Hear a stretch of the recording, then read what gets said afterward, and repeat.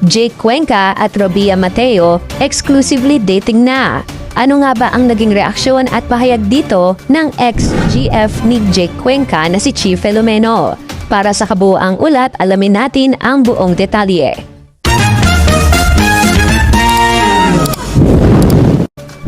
Opisyal nang kinumpirma ng kapamilya actor na si Jake Cuenca na exclusively dating na sila ng Miss Universe Philippines 2020 at aktres na si Robia Mateo.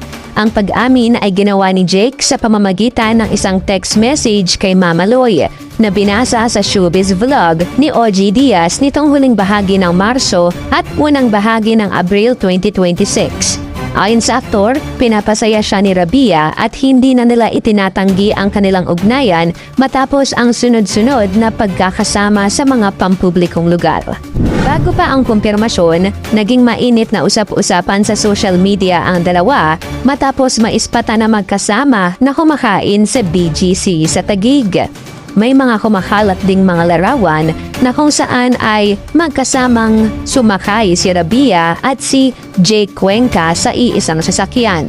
Dumalo rin nang magkasama sa 10th birthday party ng child star na si Sienna Stevens na lalong nagpatibay sa hinala ng mga netizen bago ang opisyal na pag-amin. Sa kabila ng ingay ng bagong relasyon, nananatiling tahimik at wala pang direktang reaksyon ang ex-girlfriend ni Jake na si Chi Filomeno tungkol sa balitang ito. Matatanda ang naghiwalay ang dalawa noong Oktubre 2025 at sa mga nakaraang panayam, inamin ni Jake na hindi naging formal ang kanilang paghihiwalay o kulang sa maayos na closure. Sa ngayon, nakatuon ang pansin ni Chi sa kanyang sariling career at mga proyekto.